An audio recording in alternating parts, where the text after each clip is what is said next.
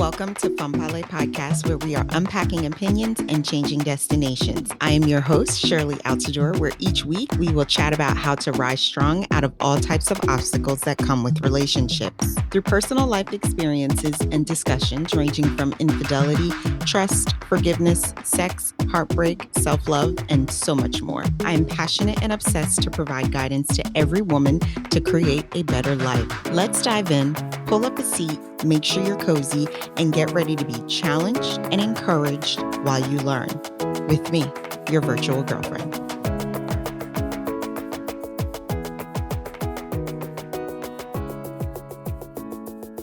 Welcome back to another episode of Fanpale Podcast, and today for story time, we do have a special guest with us.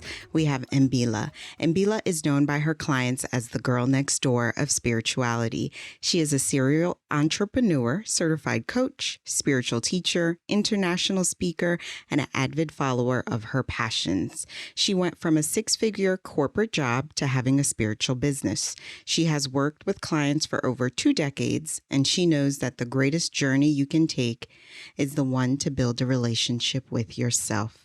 Ambila, welcome to the show. How are you today? I'm very well, and thank you so much for having me.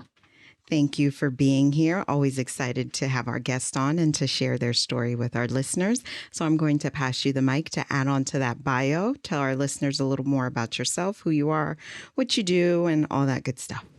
I'm a spiritual business coach, so I help you to feel and get unstuck in your business. And I'm also a tarot reader and energy healer, so hence the spirituality elements of it. And I use those within my coaching program in terms of helping people to not just shift on the logical sense and the practical sense and the strategic sense, which is what coaching is all about, but also on the spiritual and emotional sense, where people have got blocks going on, and I'm kind of able to help them to shift that if it's going to stop them from actually progressing in their lives. So they kind of get a 360 of therapy or healing or whatever you want to call it with me when they're working with me. And I love the work I do, and I'm so fortunate in the sense that the journey that I've had getting to this point where I'm totally able to be myself and be accepted for being a spiritual coach is amazing. So before we start with your story, you went from 6 figures. What line of work were you in? I was a management consultant.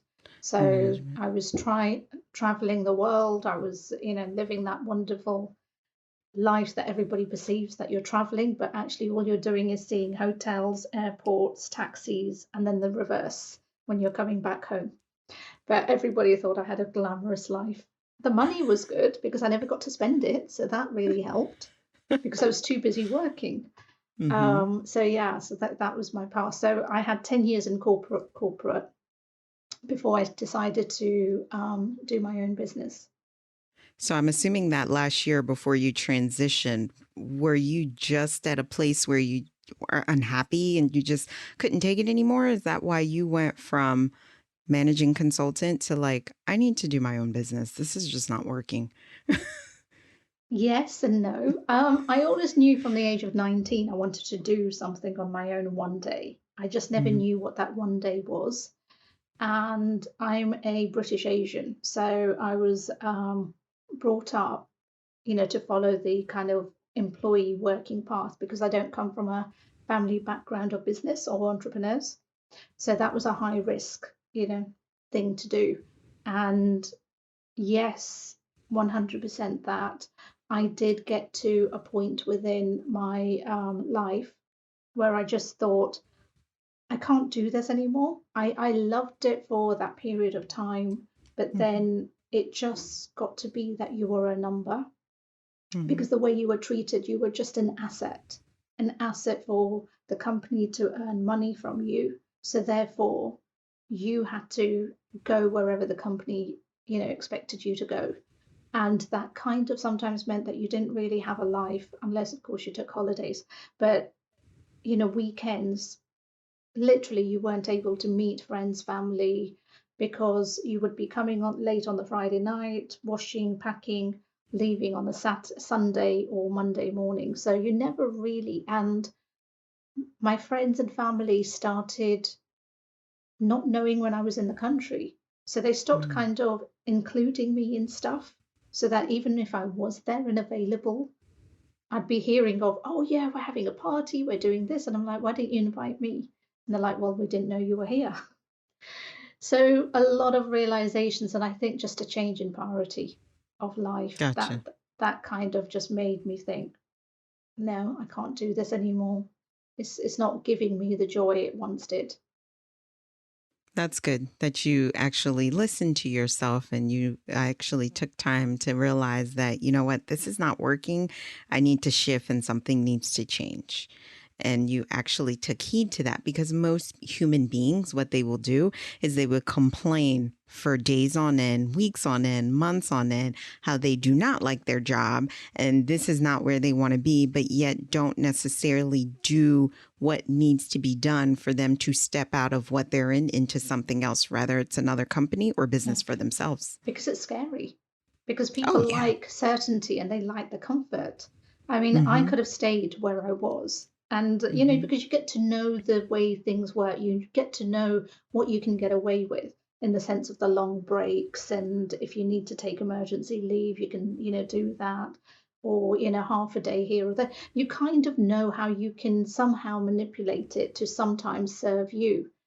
And of course, as I said, the money was amazing because, every month I'm getting this wonderful paycheck, guaranteed. So the fear of losing that, yeah, that was a big risk, because when I started in business, it wasn't a known business. I wasn't an entrepreneur or a business person. Mm-hmm. So I made sure I had that pot of money for, because they say about 6 to 12 months. And I made sure I had that nest egg before kind of taking that risk. So some of it was strategic. I didn't just up and leave one day. I did plan ahead. Not that it served me well, but I did plan ahead. Good. That's good because I mean, that's a smart thing you do. You don't necessarily want to jump ship so quickly and not like, act like you don't have bills. We all Yeah, have bills and they need to be paid on a monthly basis. So exactly. you need to plan accordingly. Exactly. And if you're going from, one job to another job, then find another job before, kind of quitting, unless, of course, circumstances are just, different and difficult. But yeah, Exactly. have a plan. Have a plan. Mm. All right, my dear. So we're going to start off with your story and we're going to let you take the floor and tell us about your story and how Well, far back you're going to go. Well, let's go to the beginning. I was born, and then I'm here. So no, I was born in India. So when my family emigrated to the UK, I was 6 years old at the time. So I kind of say all of my upbringing has been in the UK. I'm a British Asian heritage, and because my parents were immigrants, well, we were all immigrants, but because they were kind of the first generation and the generation that was around them, all of their friends and that they knew, everybody held on to the culture, the values, what they perceived to be the upbringing. Because being in a foreign country, they didn't want to lose their identity. So the upbringing was strict in expectancy, but not strict in terms of how they controlled us. Mhm. You were meant to um, fulfill certain roles, you were meant to fulfill certain expectations because, and going off to university, working in the corporate world, was one of the things, um, because that's what was known. So growing up, it was joyful, but at the same time, when I graduated, that's basically when things started to shift and change because being a woman, an Mhm. Asian woman, Mhm.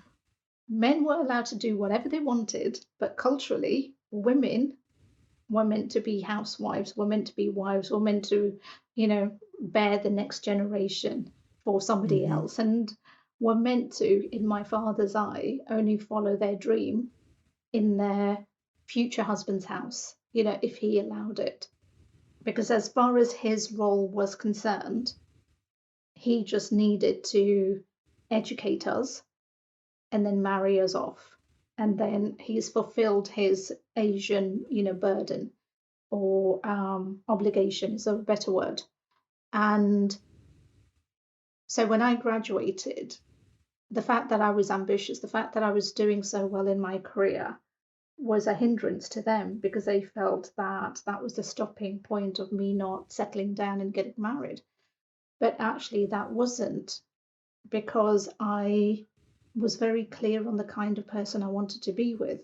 And the generation of Asians I grew up with, that man was never going to be within that pocket of people, Mm-hmm. because my parents, the circle of people they hung around with, was not the people I was attracted to.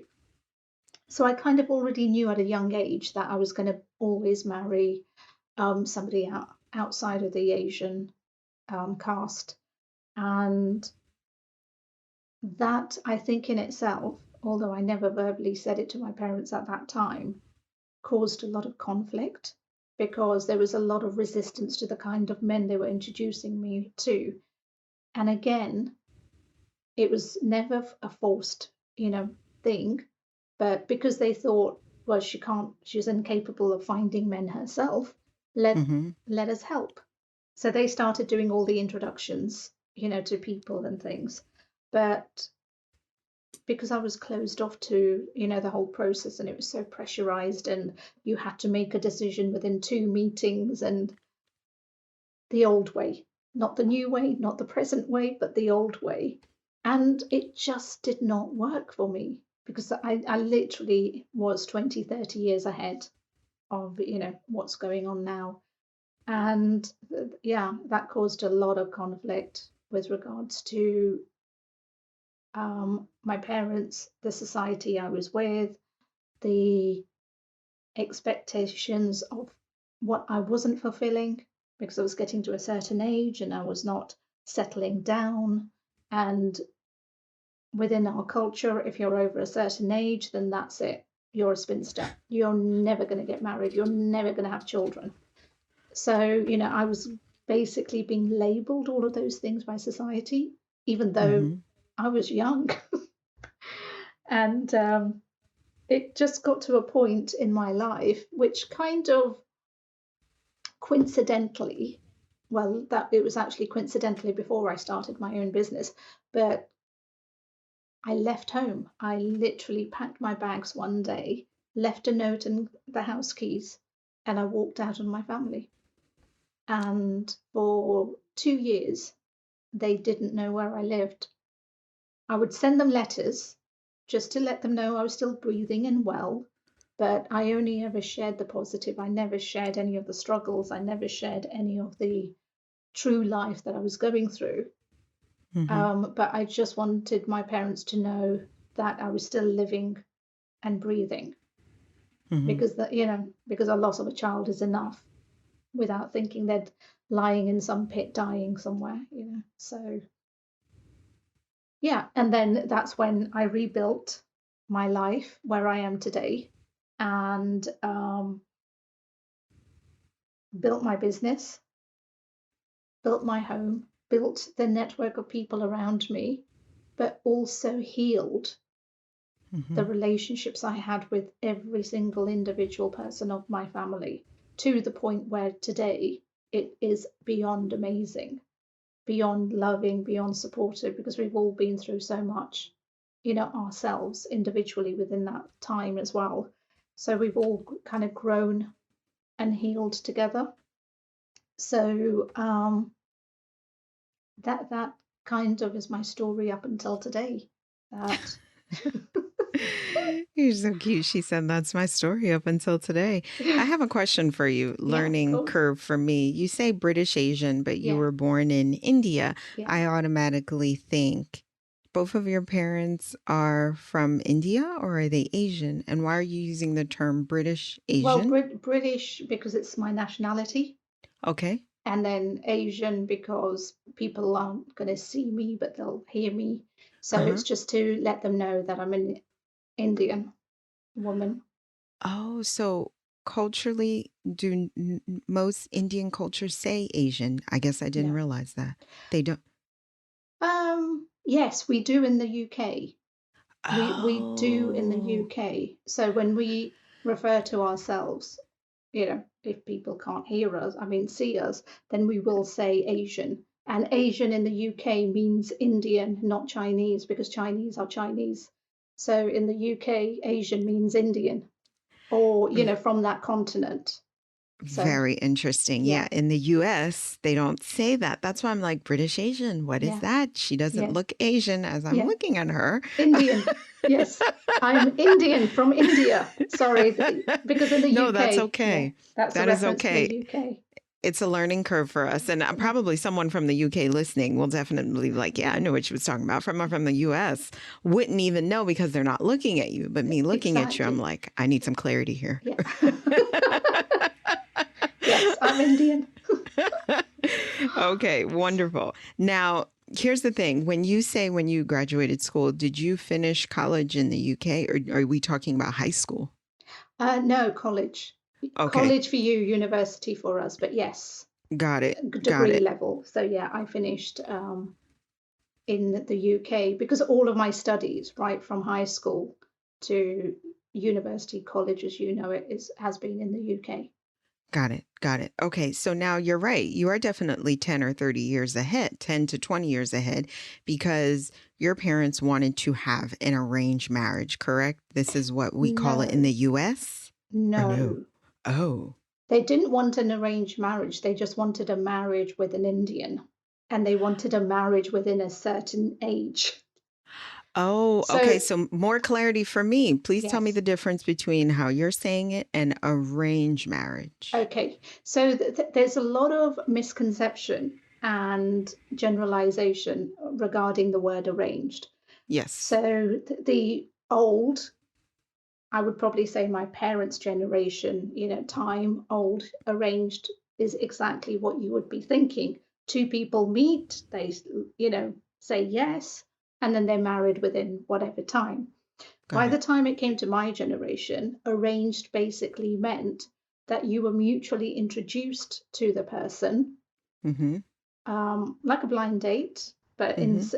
but it wasn't really a blind date because you kind of had families and everything else there, and you got to talk to the person, find out a little bit about them, find out if there was kind of any. They didn't really care about chemistry. They were more concerned with, does he have a job? Can he support you? He's the man. Yes, great, get married. So chemistry didn't exist, which is and one of the major things I wanted, but hard to explain to parents what that word actually means when they never married for, that reason. So arranged in my time was just having a mutual introduction and then having the choice, but then Okay. not directly having the choice. If somebody started to like you, then you kind of, you were only given up to about 2-3 meetings before you had to say yes, this is the man I want to marry, because back in the day the whole dating thing was Uh-huh. done, well, probably still is to some extent, behind parents' backs, because within our culture back in the day, we never used to bring our partners, boyfriends, or anybody home unless they were going to be the person we were going to marry. Gotcha. Gotcha. Understand. Well, thank you for that clarity. No Now, worries. in 2021, in India or even in the UK, because that's where you were raised, is this something that is still being done as you described it to me? Or are more parents phasing out of that and letting their children date and find their partner? I would say the latter, but Okay, I'm not going to generalize it because the circle of people I am surrounded by, it's the latter. I Um, gotcha. you know, and but I also know that there's, people who don't have that. Mm-hmm. And I can't say, or, put them in a box and say it's due to education, lifestyle, in terms of earnings or, whatever. But there is definitely within the UK a shift. There's a definite shift where the parents of the previous generation are learning, because I have a very big age gap with my elder sister and brother, excuse me. So their children are benefiting from what I went through, in the sense Okay. of, I suppose, creating the pathway. I call myself a pioneer when I'm joking with them, Mm-hmm. but because of what I went through, Mm-hmm. they're able to better understand what they can do to help their children not go through that. Mm-hmm. But also because I was the bridge between two generations and two cultures. So my parents' generation wanted to hold on to their culture really tightly, um, and then I was being brought up in that culture, but also in the Western world, where I was accepting and opening up to new ways of doing things, not disrespecting my culture in any way, Mm-hmm. but using both and, the best of both.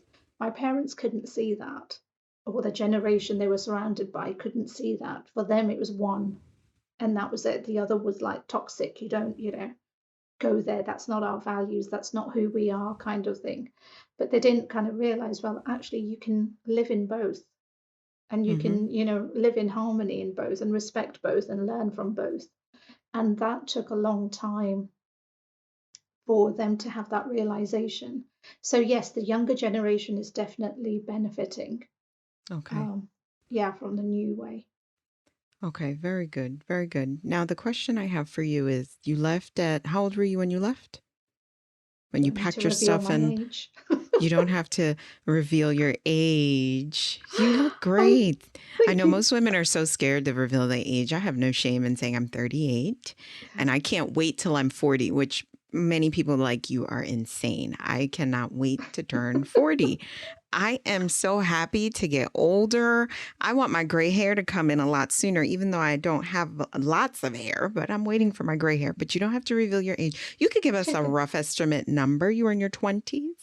I was in my late 20s when I when you left. when you left? Mm. Oh, so you were a grown woman. I was, but remember, culturally, women Mm-hmm. didn't have a voice or any rights. Yeah. So it wasn't about age.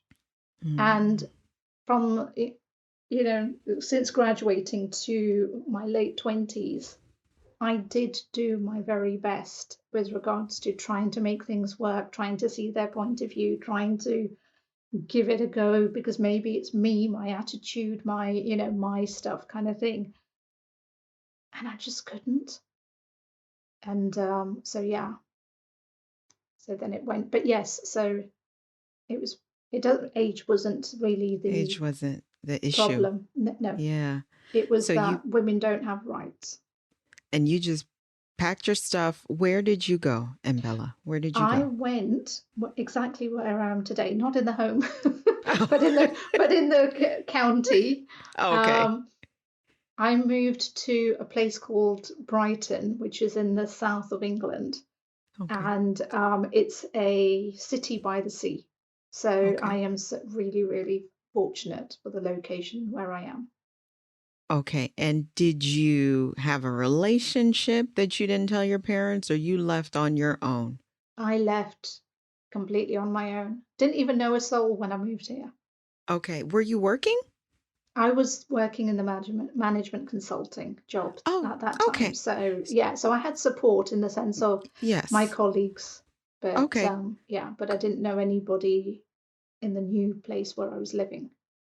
Gotcha. And for 2 years, as you said, you kept communication with your parents, sending letters just to let them know that you were still breathing, but you did not tell them where you were. After the Yes. 2 years, is that when you finally decided to now go home and meet with them? How did this happen after 2 years?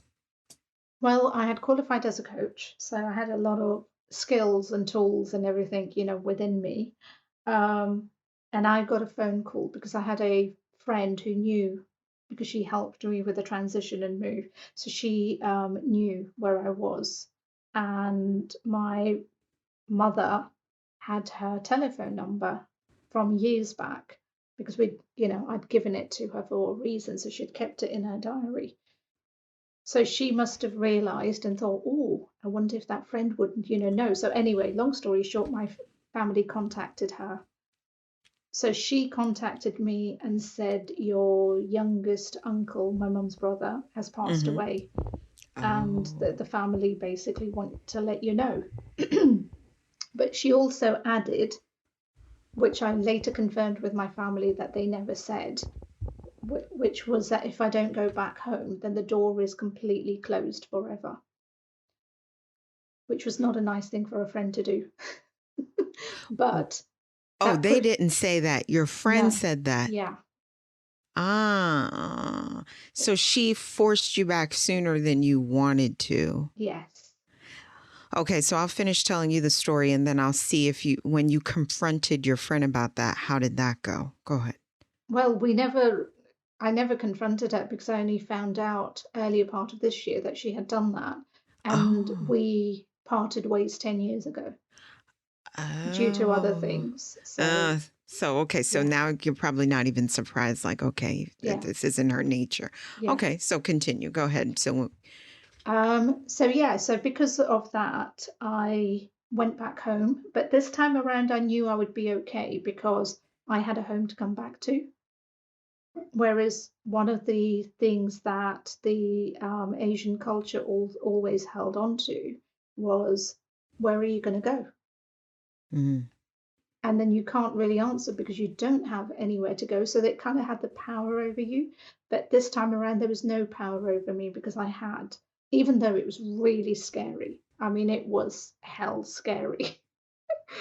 And I remember the drive there, and I was like, oh my God, oh my God, oh my God, but I've got to do this, I've got to do this, I've got to see my mum, I've got to see my parents, oh my God, oh my God. Got to the door, and they opened the door and stuff, and it's basically half and half in the sense of the people that were there. So my parents, of course, loving, hug, where are you, whatever, but still very grieving because my mom was in shock that her brother's just died. And then all of a sudden, a daughter who's not been around for 2 years appears at the door. So she's got so much to process all at emotions. once. Yeah, Yes. so much to process all at once. Um, and my elder sister, well, the whole family was there minus me. So my elder sister, my parents, were asking all about me, where I was, where I lived, and they took my details. And then, of course, they were getting to um, go to India. So they were flying to the airport, not flying to the airport, but going to the airport. So I Mm-hmm. caught them kind of like half an hour before they were due to go. And and then that's basically when the journey started. So I had half of my family who embraced me, which was my parents and my elder sister, and the other half of my family, which was my brother, my sister-in-law, and my middle sister, who didn't at that time on that Okay. day. But Okay. then over a 10-year period, we rebuilt the relationships. Okay. So you met up with them a half an hour before they had to go to the airport. And did you leave then, or did Yeah. you go with them to the airport and then you guys had another meeting? No, no, no. I left the family home the Okay. same time as they left for the airport. So I probably might have had about an hour, half an Okay. hour to an hour, I can't remember, but it wasn't a huge amount of time, which was bearable. But no, when my brother was taking them to the airport, I also left at the same time. Got But it. because they now had my details and contact telephone number and my address, yeah, it was, I suppose, in their minds, okay. But yeah. So after that encounter, Mm. how much time went by before you met up with them again? God, I don't remember. I think with my elder sister, because my parents were in India, I think, for quite a few months. Mm-hmm. So I probably met up with my eldest sister first. Okay. Maybe, I don't know, maybe within a month or less. I honestly don't remember the timing. That's no problem. What's the age difference between you and your sister? Like 10 years? 11. 11. But she's always been kind of understanding. Even though you did what you did, she wasn't upset with you about it. She's always been a forgiving person. So she's, very much about not so much let bygones be bygones because that frustration, and everything else she carried within her, but she never expressed it. And especially in terms of where family is concerned, she's, always been known as well, we used to call her the people taking advantage. I can't think of the correct word, but people taking advantage of her. But then you realize that actually that's not what she was doing. All she was doing was wanting to keep the family together. Now, your brother was not happy. And what's the age difference between you and your brother? About 9.5 years. He's 2 years Oh, younger than my sister. but So about his 10, 9.5, understanding was 10. different, though, because you He said was a at first boy. he wasn't. You're right. And he is a boy. And in your culture, the men are just seem so elite, and you doing what you're doing. Your brother was probably like, you are not supposed to do that. Why would you do that? That is wrong. Exactly. And he was surrounded by really close-minded men, Mm, where they really didn't respect women. They didn't respect women having opinions. Women, which is quite shocking because my, sister-in-law is more or less very similar to me in the sense that she's a strong, independent woman. But he didn't oh. want it in his sisters. Ah, okay. Okay. So, Okay. a bit of hypocrite. But yes, but that was a funny thing. And his daughter is me as well. So she's Is that you think that's strong. what made him open up a bit more because of Yeah. his wife and his daughter Yeah. being so accepting of the situation, and it made him change his I whole outlook? I think that, and also what I was put through due to some of his actions. I won't say all of his actions, but some of his actions. Hmm. It definitely did have an impact on him because he learned that if he doesn't change his ways, then he might be actually facing that with his own daughter. Well, that's So, good. yeah. So, yeah, it definitely, was a contributing factor. Gotcha. Okay, very interesting. So now you reconnect with your family. Things Hmm. are well, things are well with some of them at first, but even later on, the family has been very accepting. What happened is pretty much just, it's a past experience. It happened. Everyone's over it. Have you got married since you've done that? Not yet. Not yet. She said, okay, not yet. And you know what? That's okay. Have Yeah, you been in relationships? Let's say not of married, but have course. you've been in Of course. relationships? Yeah, yeah, Gotcha. yeah. Okay. All right. You don't have to necessarily be married. Do you have any children? No. No. Okay. Are the doors still open for children? I guess I'm going to age you again, as you like to say. I think that's going to be dependent on the partner I'm with, because for me, children are very much about it being a mutual thing that we both want, as opposed to me wanting it. I've never been driven by my biological clock. Got it. Got it. So for me, children are because that's the natural progression of a relationship and that's what we both want, as opposed to, oh my God, I want to be a mother, otherwise I'm gonna, not Lose be my a mind. woman. Yeah, Yeah. otherwise I'm not going Hmm. to survive. So it's never been that driving force. So in the sense of our children still, I'm open. I won't say Okay. I'm close to it. I'm open, but I think I'll also see where life takes me as well. Gotcha. Is he Indian? No, Oh, okay. And have you ever dated an Indian man?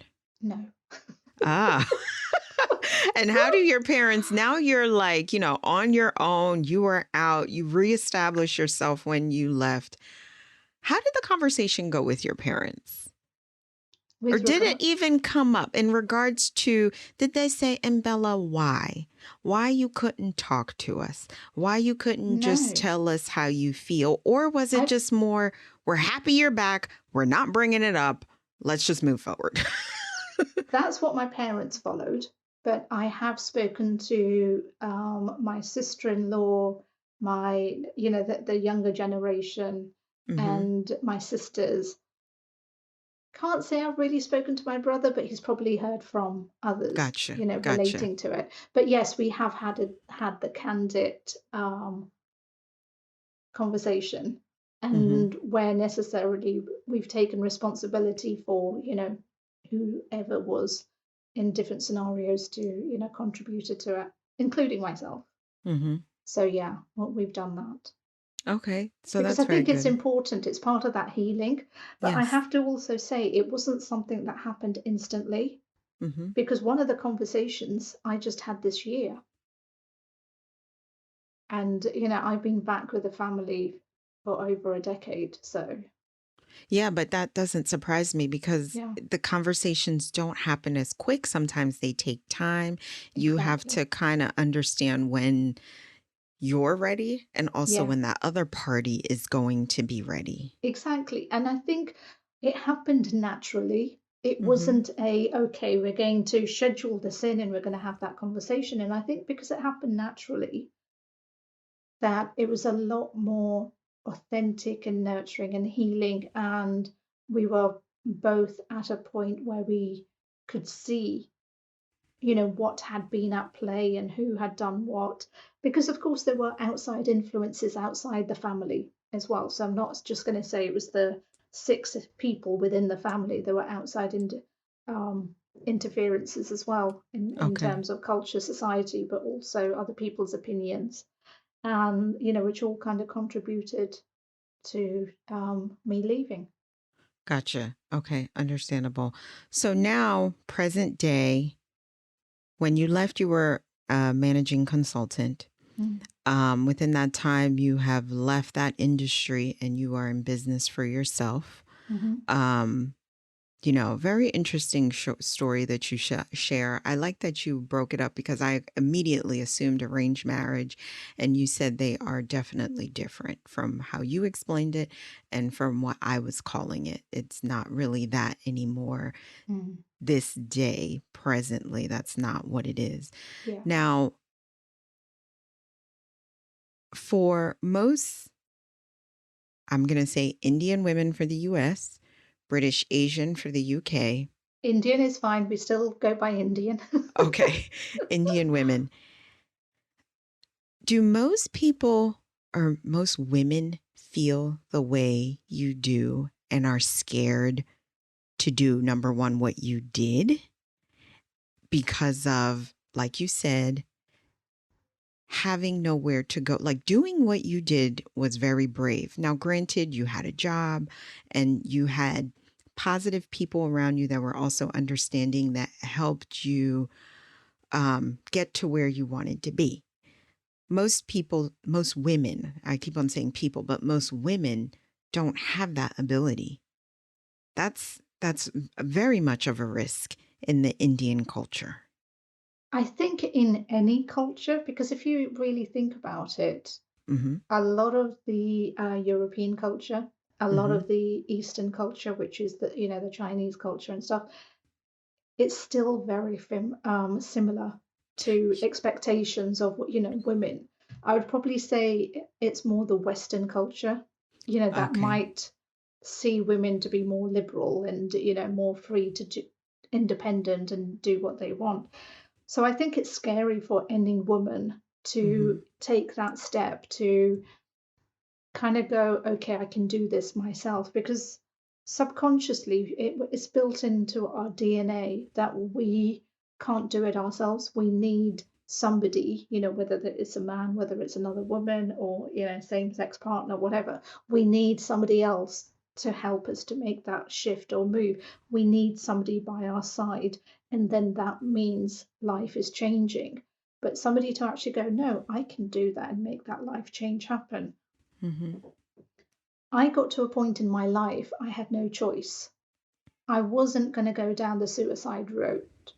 And literally, if I had been allowed it, or, to that extent, I could have gone. But because I was always strong minded, that was never an option for me. So the only other option, and it was a blessing, as I said, I started my coaching degree, learning to be a certified coach. So I was in touch with the coaching community, Mm-hmm. and I was being coached myself because that was mandatory part of the program. And the coach at the time helped me in the sense of giving me a way to see something different, which wasn't so harmful, to me, in the sense of being able to take these steps without harming and causing myself more pain. And that was such a revelation because I'd grown up with, no, you confront, you fight, walk out, you basically not so much have the big drama, but you lay your cards on the table. Mm-hmm. So my scenario of me actually leaving my family was that oh my Mm-hmm. god, I'm going to have to confront them and pack my bags, and and then when they see it, it's going to be this. And I had all, because I'd experienced it in the past.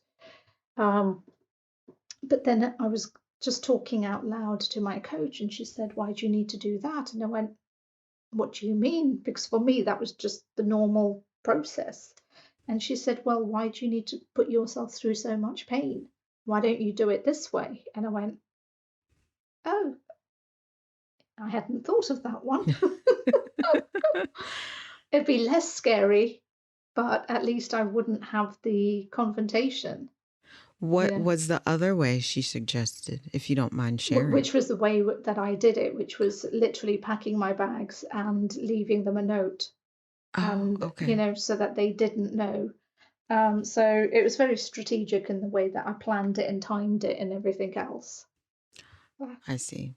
So, and ironically, the reason why I remember the date is it was literally the day before 9/11 that I left. Oh, that's why you remember the date. Mhm. So right after you left, then you heard about what happened, and it was just like now you're trying to get your life together. Were those 2 years hard, Ambella? Very, They were? very. Did you miss your family? Is that why? Or you've never been on your own before? What was hard? Um, I had been on my own before because working as a management consultant, you're more or less on your own anyway, in terms Gotcha. of traveling and doing stuff. But I had tried before the old way. And when I say the old way, it was the old way was telling my parents I'm moving out, kind of, packing my bags, finding somewhere to live, moving out. I had tried that way as well, and I had ended up I managed it for 6 months, but within that 6 months, it was literally every night phone calls, every weekend, so it was just never Oh, peaceful. gotcha. Um, so hence why I left the way that I did, because I tried it the older way. And I've forgotten the question. You're so I got so into the zone it's of so it. cute. It's so cute. So I said, were those 2 years hard? Yes, those two That's what. years were hard because when I left the management consultancy, which was literally, I think, 9 months after I left my family, up to, a year later or something. Oh, I didn't realize So, that. So yeah, not yeah, only did you leave the family, now within 9 months, you're leaving the job that you had yeah, already been out for 10 years, right? When yeah. you first started Oh, I didn't realize they were all happening at the same Yeah, time. yeah, we're all within. And so it was really difficult because, honest, again, at that time I hadn't started my spiritual journey, but on a spiritual level, it was literally when you've been rooted somewhere, and not necessarily family, but if you've been rooted somewhere, Mm-hmm. in terms of support, in terms of society, because I didn't leave my family, I left my whole support system. Mm-hmm. Every Mm-hmm. single person I was connected to, minus the people I was working with, but everybody I was brought up with, all of my childhood friends, every single person was gone. because I couldn't risk telling them, apart from this one person, I couldn't risk telling anybody else where I was going, because I just had this, um, well, I had an imagination. I knew it would happen, because back in those days, that would have been the, thing that would have happened. You'd have your parents turning up at your door, knocking on the door, going, "Ah," and dragging you back home. Uh-huh. So, yeah, but it was that feeling of losing that support system, losing familiarity in your comfort zone, losing that nurturing kind of place. And I moved to a city. I didn't know anybody, so it wasn't as if I was moving from one comfort zone onto another nurturing comfort zone, and it took me a long time to re-establish myself and root myself and get my bearings. And this city is very transitional. You have a lot of people who come for a short time and then they go, elsewhere, move somewhere else and whatever. And trying to find a group of people who, like me, were there, and build that network of support and stuff, took me a long time. I had a lot of Mhm. transitional friends who, I'd be friends with up to maybe 2 years, and then all of a sudden they're gone, and you're like, oh God, I'm alone again. And then building another friendship, and then they're gone. And then, so it was constant like that. Gotcha. Okay. So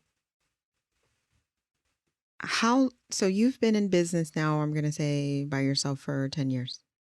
Plus 10 10 years plus. plus. Yeah. Now, with the business that you have, do you think the decision that you made is that what made you move even faster? What you're doing now? If the question is confusing, do you think you making that drastic move in your life made you go into business even faster? Because if you had stayed home, do you think you would have done it? No. No, I wouldn't have done it, because for the simple fact that that job served as a purpose of escaping my family, escaping the life Mm, and unhappiness that I had. So if I had started my own business, then that would have been probably working from home or establishing myself locally to them, so it would have just taken away from what I wanted to create. But it actually never occurred to me at that time. When I was with them, it never occurred to me, because I was going through so much with them, mm-hmm. that the point of starting something new on my own was just, never there. I mean, yes, studying something, taking up the certification, that's different because you're studying. Yes. But doing something as a business, it didn't even occur to me at that time. Didn't cross your mind. No. So, how is business now? You said you're a tarot card reader. Yeah. Is that the same when I think of it, of having intuitive feelings, or even further than that? Even deeper, I guess I should say. Well, you've kind of hit it on the nail on the head. There's two ways tarot card readers read. So the Okay. first is what I call, and this is my opinion, just in case there's other readers listening to this, it's that they're literal, Oh, because we have to go through, like any education, you go through a basic, of okay. learning. So you're learning what the cards are interpreting, what each card is meant to mean. Okay. So that's what I call literal. And Mm-hmm. literal readings for any client is virtually that you're going to get more or less the same kind of reading. Mm-hmm. So whether Jane blogs or, you know, Sarah came along, if they both had the same card, so get similar kind of readings, going, yep, your life is, your finances are going to be great, you're going to do well because all the same cards are coming, Sarah, yep, your finances are going to be wonderful, whatever. An intuitive reader, which is what I am, I read energy. So I can Oh, actually read a person without tarot cards, because I'm picking up on your energy and what's going on around, and tuning into your guides, who are, I believe are basically guiding me. And so when I pick cards for people, uh-huh. because I'm reading your energy, those cards are just prompts for me. They're not literal. So each card whether it's the same card for 10 people, it's going to have a different meaning because Okay. different things are going on in their lives and different things are happening. So that's what we would call an intuitive reader, and that's basically what I do. Very interesting. That's, I've had a few conversations with other people. That is a lot to Yeah. tap into. One woman was telling me at times when someone walks into her office, she can automatically feel the energy they're giving off. Is that the same for you? Um, I would like to say that I have a switch on off button. Oh, okay. So, and I've always had that, I think, because with me, unless I know I'm reading for a person, or unless, say, I'm talking to you now and something came through that I kind of needed to share with you, Mm-hmm. then most of the time I'm switched off because you can't live in a place where you're constantly switched on. But going with what you were saying in terms of somebody walks in the room and the person can read their energy, we can all do that. Mm-hmm. We all do that, even without calling ourselves psychics, intuitives, readers, whatever you want to, label us. But we all read energy because we're able to pick up on when somebody, without verbally saying anything, is pissed off, or somebody is frustrated, or somebody is upset. Or if you are buying a house or renting a place, you could see 600 of the same, tick boxes, but you walk into one and you're like, whoa, this is it. I love it. Everything is perfect. And that's energy. So we all read energy, but how you want to label it is whatever sits within your comfort zone. You're right. We do all read energy because something as simple as you said, we probably don't realize we're doing it. And I guess a lot of us don't tap into that part of our mind and Mm. we block it out for whatever reason. But you are right. Because a lot of times when I'm at the airport, I love people watching, and people watching, even from a distance, you can get someone's energy. Even on the phone, you can feel someone's energy.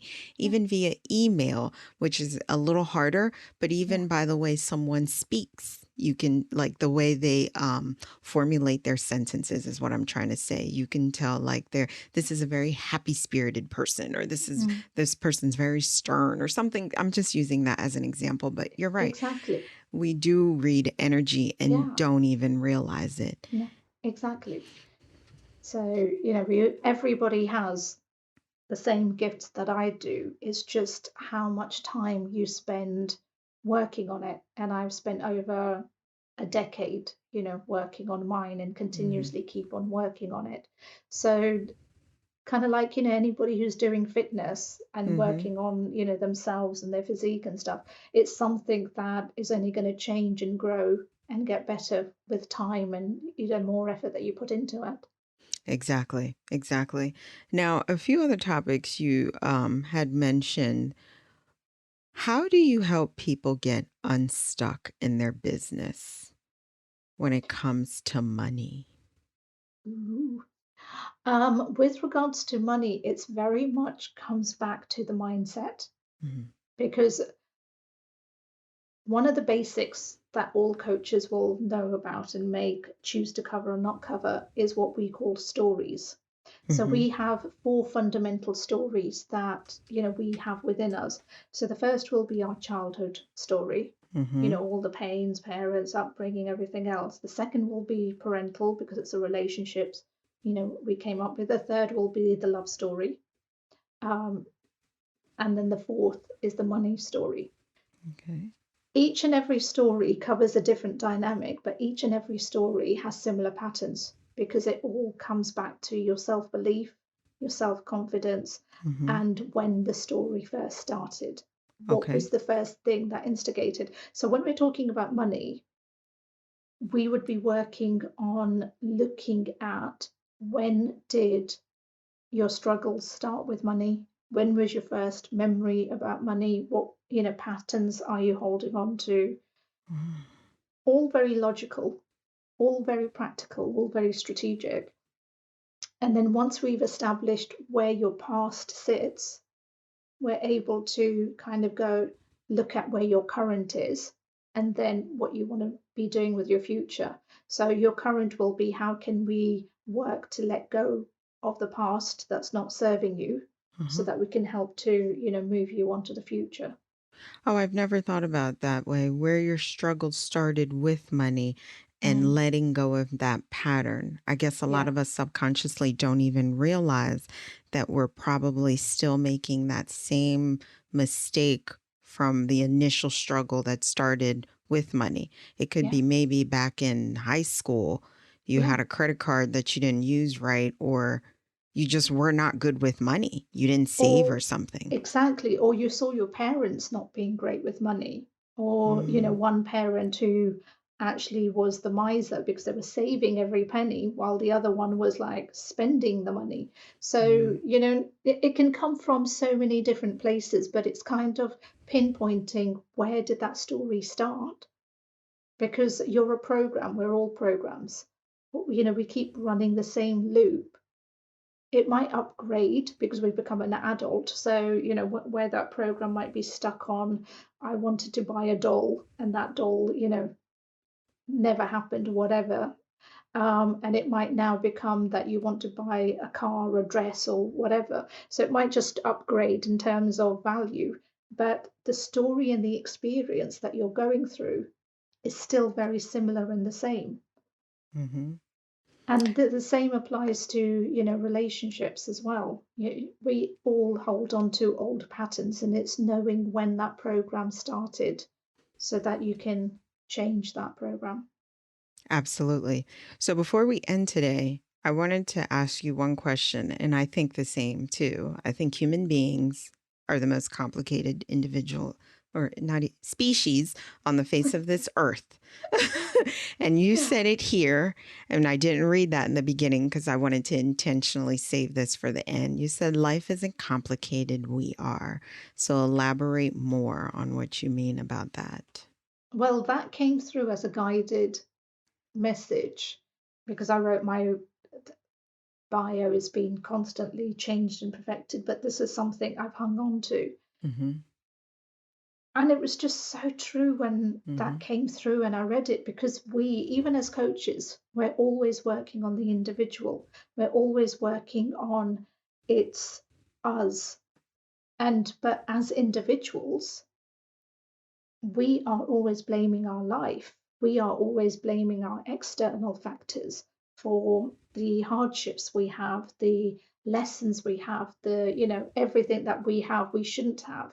So we're all, and that's where the complication is, because we think, God, it's so complicated. If I had control of it, it'd be so easy. But actually, becoming a coach, and more so becoming spiritual, I've realized that when you start working on yourself, when you start working on your self worth, your confidence, your own belief systems, and what you allow other people to treat you, when you start to let go of that toxicity that's around you, you're able to actually see that actually life isn't complicated, but we are, because it's how our relationship is with the world, individuals, our perception of life, that creates that complication. I love it. You're right. We complicate everything in our lives more Yeah. than we absolutely need to. Yes. Everything is accelerated. We make everything difficult when a lot of times we don't need to. Yeah. So, Ambella, what is a word of advice you'd like to offer to women out there that are stuck in their business, in any aspects of their business, either fearful of taking their business to the next step, fearful of even starting a business? Just a piece of advice you want to offer to the woman that is stuck out there.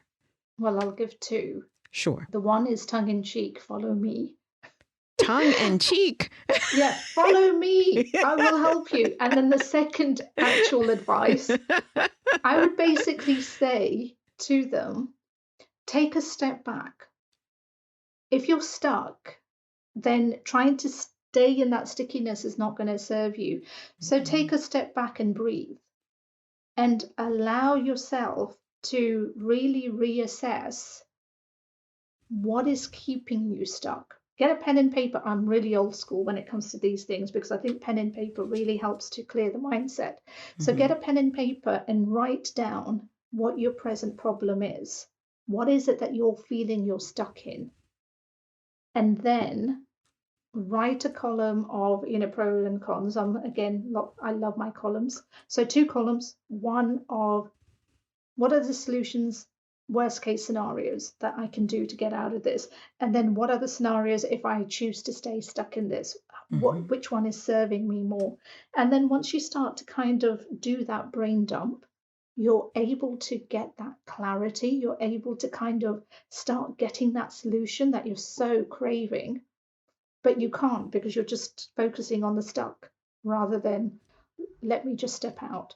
So, just to reiterate, take a step back, get your two columns, look at what's keeping you stuck, which is the fear based, and then look at what's the opposite of fear. What could happen if you actually took action and took steps? What could things lead to? And then from that, you may actually gain courage in realizing that the column where you can take actions are far more simpler than you realize they were. Awesome. I like it because all you're saying is it all starts with you.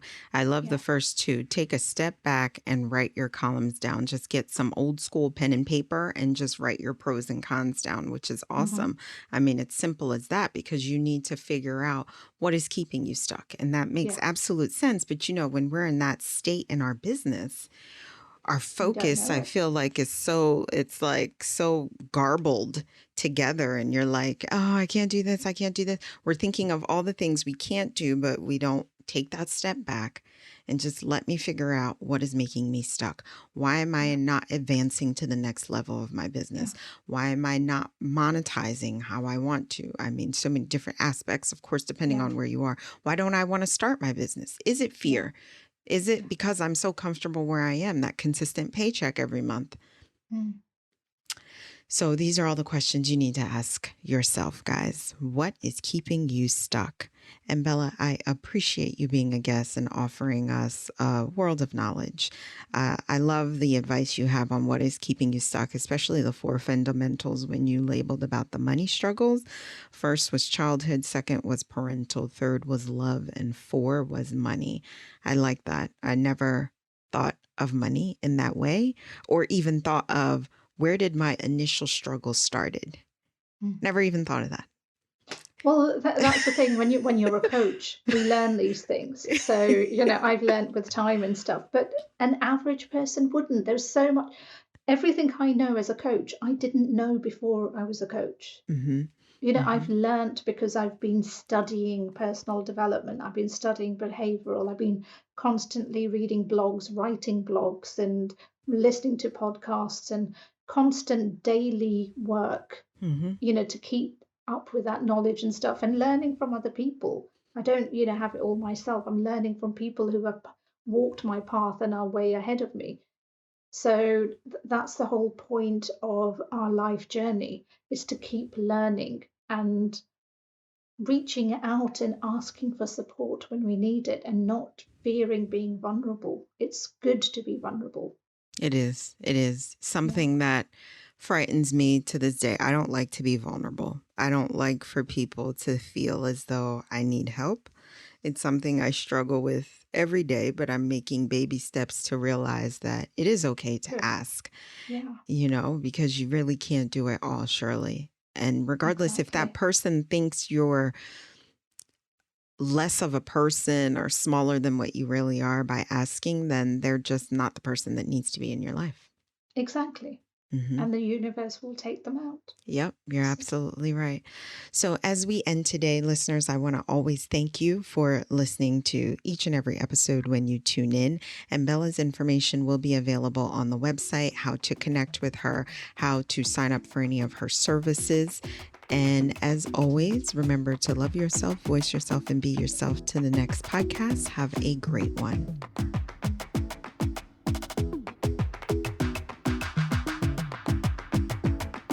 Thanks for tuning in to Fanpale Podcast. If you want to continue the conversation or share your takeaways, I want to hear from you. Head on over to the website or join our Facebook community and comment your favorite part of the show or share your thoughts. I want to hear what you have to say. Don't forget to rate and subscribe to the podcast so you never miss an episode. Chat with you next week.